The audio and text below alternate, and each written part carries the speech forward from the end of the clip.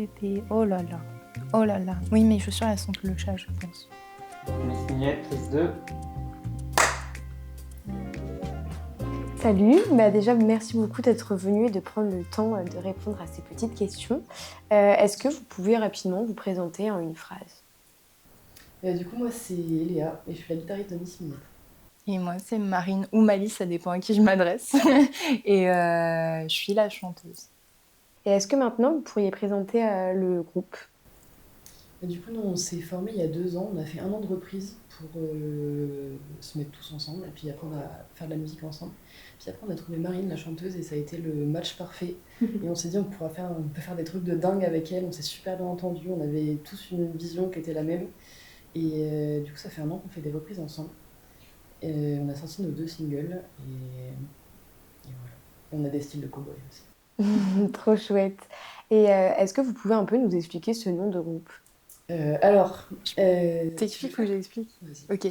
Miss Mignette, en fait, c'est le titre de la première chanson qu'on a composée tous ensemble. On s'est retrouvés chez les grands-parents de Léa dans une ferme, donc vraiment un spi cow-boy de fou. C'est un film de la France.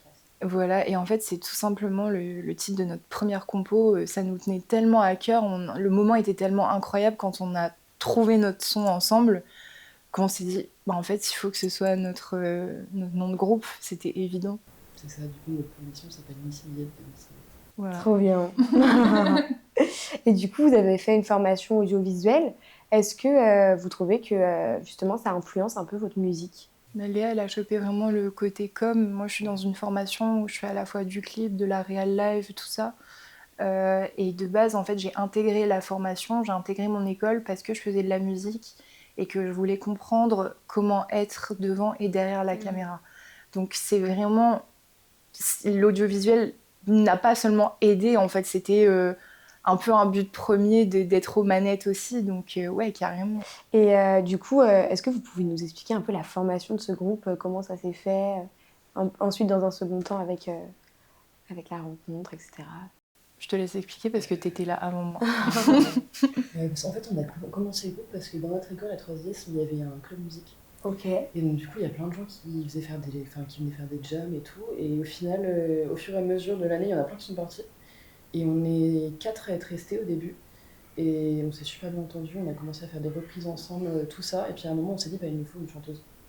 Donc, on a fait passer des petits castings. Et après, on a vu Marine et on s'est dit, vraiment, c'est pas quelqu'un d'autre. C'est vraiment elle qu'il nous faut.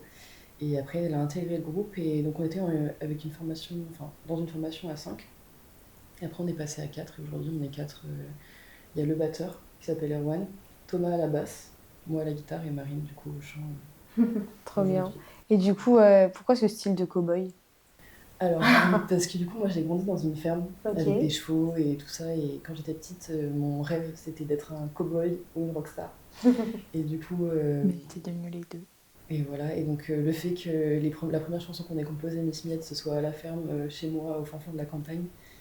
Et on s'est dit, on aimait tous un peu bien l'esthétique cowboy et tout ça. On s'est dit, on va se mettre. On va suivre ça.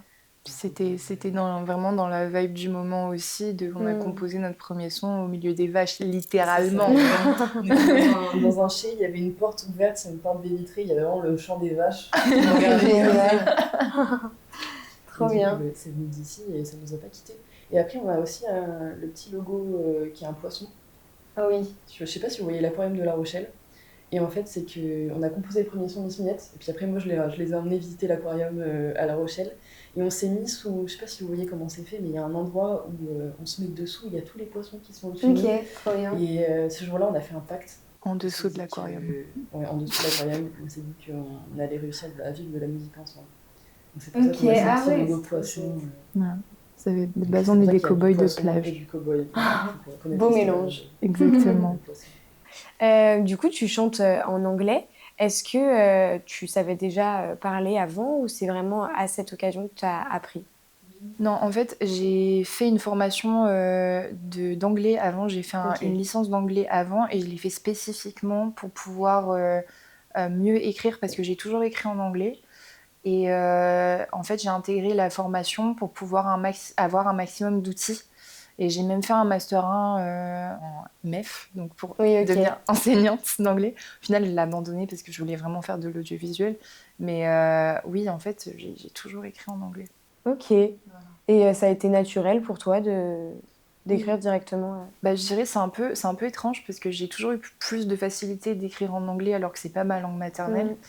Et il y a une théorie en linguistique que j'aime beaucoup qui dit que on a plus de facilité à s'exprimer quand on est bilingue ou multilingue dans une langue qui n'est pas notre langue maternelle parce qu'on est détaché de la sémantique. Ok. Et c'est vrai, et moi je sais que j'ai plus de facilité à trouver une catharsis dans le fait de m'exprimer en anglais Mhm. que en français parce que du coup je pense que je suis plus éloignée du sens premier même si je suis bilingue. Ok. Donc ouais, ça s'est fait un peu naturellement en fait. Trop bien. Est-ce que vous avez chacun un rôle attribué dans l'écriture, etc. ou comment ça se passe? Oui, du coup, Léa généralement compose la mélodie. Ok. Généralement, mais en fait, c'est quasi tout le temps, vraiment. Ouais, c'est ça. C'est que Marine me donne une manière dont elle se sent, Ouais. un sujet dont elle veut parler, et moi je me dis comment est-ce que je le transcris par la musique. Après, généralement, je trouve un petit riff Ok. sympa. Et on est toutes les deux avec Marine, elle a déjà ses textes qui sont écrits, et puis on met ça ensemble. Et après, dès qu'on a fini, on appelle les gars et on dit on a trouvé un truc trop bien, venez avec nous, et on se met en salle de répète Voilà. et on fait le morceau. Trop chouette. Et est-ce que vous avez un endroit spécifique où vous aimez écrire, composer?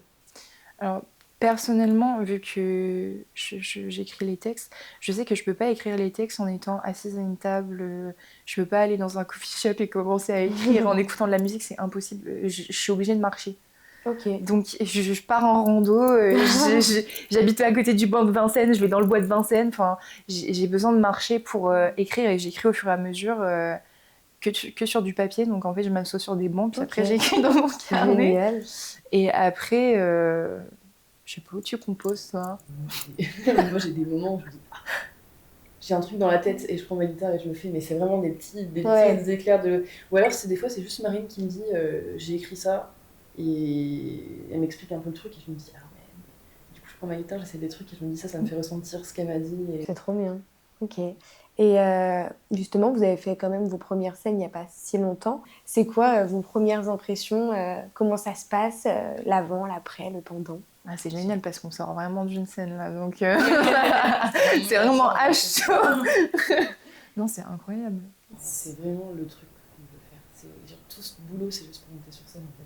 Ok. C'est tout ce qu'on ressent, c'est une dinguerie. Puis même, on a une cohésion dans notre groupe qui fait que c'est super fort tout le temps entre nous et c'est trop beau. C'est vraiment à chaque fois. En fait, moi, ça fait 10 ans que je fais de la scène et avant, j'étais avec des groupes vraiment purement pour m'accompagner. Ok, C'était pas ouais. mon groupe à moi, il n'y avait pas vraiment de cohésion. C'était moi en solo qui trouvais un groupe et puis je montais sur scène comme ça. Et j'ai fait une flopée de scènes, mais avoir le groupe derrière moi, parce que en fait, c'est pas juste mon groupe de musique, c'est vraiment devenu une famille.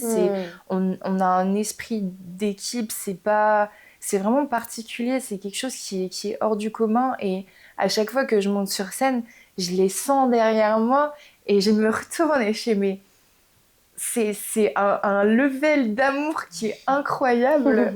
Et non, moi je vis pour cette sensation-là, ça paraît hyper exagéré, mais c'est vrai, quoi. Il n'y a rien de plus incroyable pour moi que cette sensation-là d'être devant du public. Et puis, on est hyper content parce que ça marche super bien. On a un public qui est génial, qui danse et tout. Qui Et... est toujours là pour nous. Enfin, il y a des gens qui reviennent tout le temps alors qu'on les connaissait pas de base. Ah ouais, ils vous avez reviennent, déjà ils sont là. vos premiers fans. Ouais. C'est vraiment trop mignon. Et puis après, il y a nos amis qui sont là tout le temps, Ouais, qui nous ça. suivent depuis le début. Mais c'est vrai qu'on a des gens qui viennent nous voir qui sont super. Ils sont incroyables. Oui. Trop bien. Et du coup, vous vous sentez comment à l'approche de monter bientôt sur scène à l'occasion de premières scènes, justement? Bah, trop hâte. Redécouvrir des nouvelles personnes, des Ouais. nouveaux artistes, c'est trop bien. Ça, c'est trop bien aussi quand on fait des coplateaux, qu'on peut découvrir des nouveaux groupes. Et puis, on a une passion commune, donc on se dit « Ah, on se fait des copains, c'est trop bien !» Et qu'est-ce que vous pouvez dire au public, justement, pour les convaincre de venir? Si vous aimez les cow-boys, venez nous voir. Si vous aimez les cow-boys, si vous aimez danser, si vous aimez aimez... pleurer, si vous aimez chanter. Voilà, on a un set qui est hyper éclectique et vous allez vivre un roller coaster d'émotions. C'est ça. Ça commence par du funky, où on danse et tout. Puis il y a un petit break où on peut peut-être lâcher une petite larme et après, ça part sur le rock. Voilà. Trop bien. Et alors, est-ce qu'il faut venir déguisé en cow-boy? Si Ah bah. on a le chapeau de cowboy. Franchement, all the way, hein. Faut s'investir, hein. Ramenez vos meilleurs chapeaux. En tout cas, merci beaucoup d'avoir pris le temps. On a hâte de vous voir sur scène. On a hâte de monter sur scène. Merci. Merci.